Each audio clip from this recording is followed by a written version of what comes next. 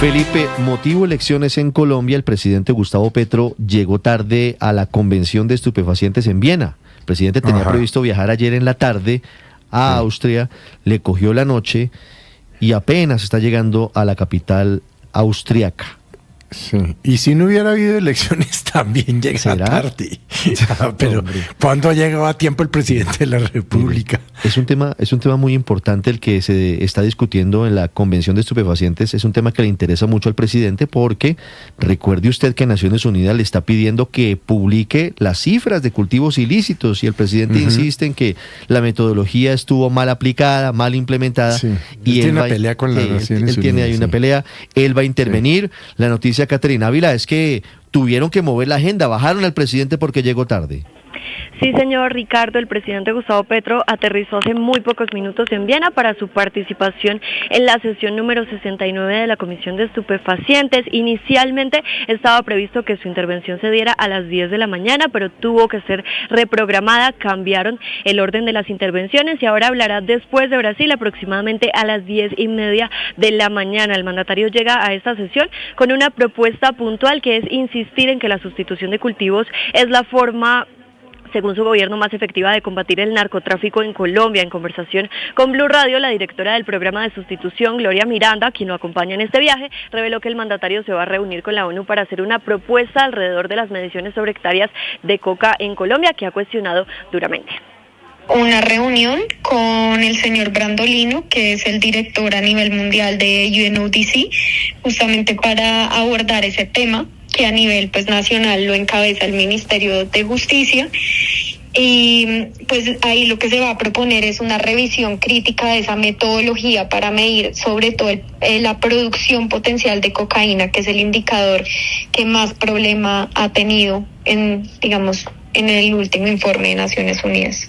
La apuesta ahora es reforzar las capacidades del Estado colombiano para que también desde adentro se puedan hacer esas mediciones de producción potencial de cocaína con un protocolo científico. En la delegación que acompaña al mandatario también está el viceministro de Defensa y hacen parte 2 excocaleros que el gobierno llevará a ese escenario para intentar mostrar resultados en su política de drogas. Además, se expondrá en la sede de Naciones Unidas en Viena varios de los productos que se han elaborado por cuenta del programa, degustaciones de café y muestras de chocolate, y la agenda de esta conferencia en Viena comenzará este lunes y terminará el próximo 13 de marzo. Muy bien, Catherine, gracias. 10-13 minutos, Felipe. Que no le vaya a pasar, Ricardo, al presidente Petro lo que le pasó en el sepelio, en el funeral del pastor Jesse Jackson, ¿no?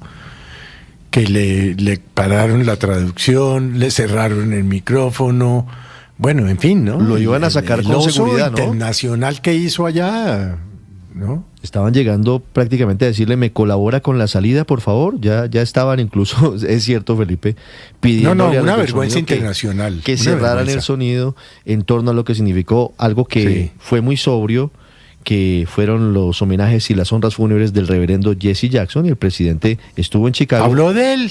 Y habló. Bueno, a eso nos tiene acostumbrados con su ego, él es egocéntrico, pero pues aquí le va a pasar lo mismo o peor, porque allá no le van a cerrar los micrófonos como que tocó hacerlo vergonzosamente en el sepelio del pastor. Que como él no había conocido, como no tenía anécdotas con el reverendo Jesse Jackson, entonces que él iba a hablar sobre lo que significó el legado, y terminó hablando un poco de él. 10-15 minutos. 2 noticias urgentes. La primera tiene que ver con la guerra en Irán y una flotilla, una operación europea que anuncia Francia para reabrir el estrecho de Hormuz, cerrado por Irán, y que causa un terremoto en los mercados globales y en el precio del petróleo. Enrique Rodríguez.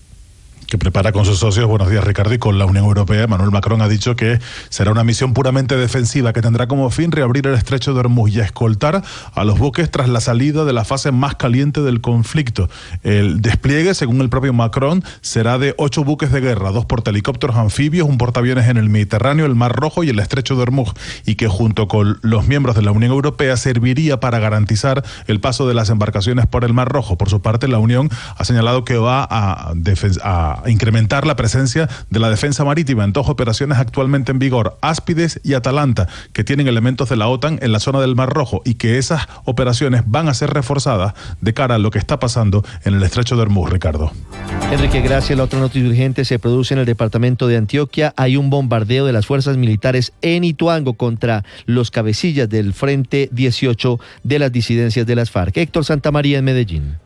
Pues Ricardo, en el norte de Antioquia avanzan las labores de la fuerza pública para consolidar información tras un reciente operativo contra miembros de ese frente, las disidencias que están al mando de alias Ramiro, que se le torció a Calarcá y ahora es aliado de Néstor Gregorio Vera, alias Iván Mordisco. Se trata de un bombardeo realizado en las últimas horas por parte de la Fuerza Aeroespacial en zona rural del municipio de Ituango contra un campamento que sería de este grupo ilegal y en el cual, según el gobernador de Antioquia, Andrés Julián Rendón, podrían haber caído criminales. Mientras el ejército en terreno sigue consolidando el área para conocer los resultados de la ofensiva, el mandatario departamental también denunció que algunas personas de la zona que se identifican como líderes comunales se estarían oponiendo a las acciones de la fuerza pública en la zona. Por esta razón, Rendón solicitó a la Fiscalía estar al frente de la judicialización y avanzar para conocer cuántas personas habrían caído en medio de este bombardeo en Ituango.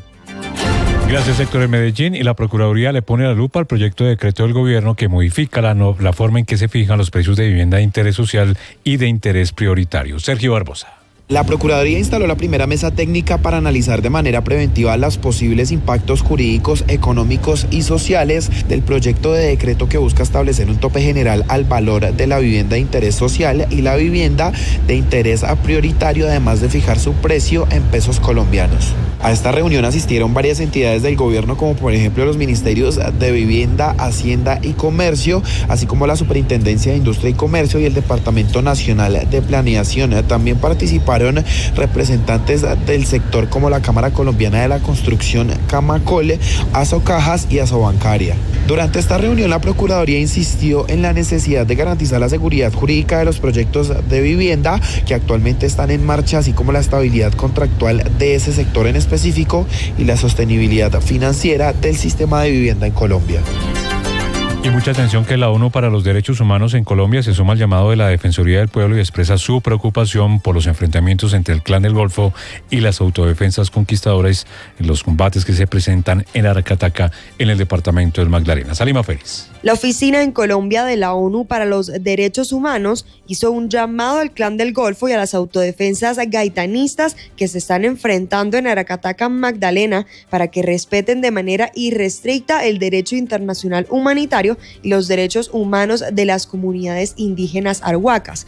Según la entidad, desde el pasado 6 de marzo se han registrado enfrentamientos entre los dos grupos armados ilegales en cercanías de las comunidades de Seranca, Sabana Gobierno y Gunmaku, lo que ha generado graves afectaciones a la población civil. La ONU indicó que se está dando seguimiento a la situación y manifestó preocupación por los presuntos abusos a los derechos humanos reportados en las últimas horas.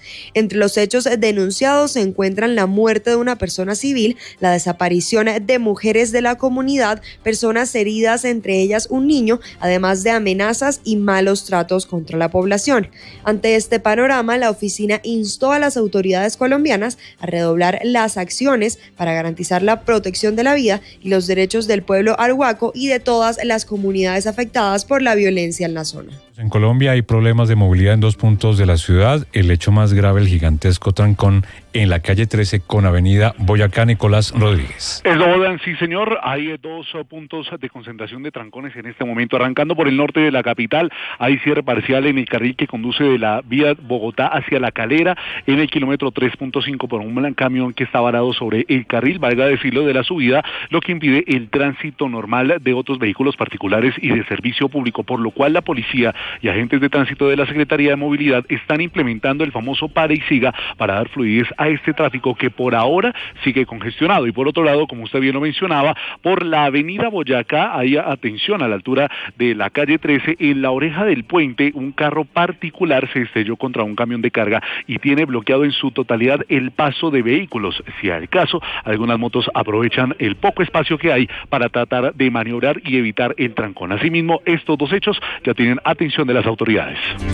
Y hablamos ahora de política en el departamento del Huila. El Partido Liberal logró la más alta votación para la Cámara de Representantes. Silvia Lorena Artunduaga. El Partido Liberal, que alcanzó 2 de las 4 curules que le corresponden al Huila en la Cámara de Representantes, y el Pacto Histórico, que se quedó con una, se convirtieron en los grandes ganadores de la jornada electoral. La 4ª curul fue para el actual congresista Julio César Triana, de Cambio Radical. En esta jornada electoral, que transcurrió con normalidad y sin alteraciones de orden público, el Partido Liberal pasó de 65.894 votos obtenidos en las elecciones de 2022 a 115.329.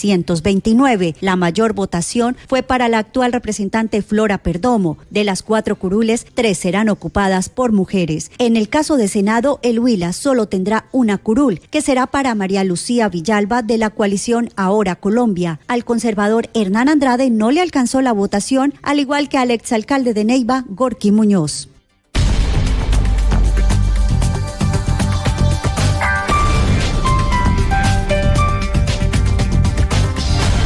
Las victorias y derrotas, la pasión y la afición en juego y los datos de lo último en deportes se lo presenta Mañanas Blue.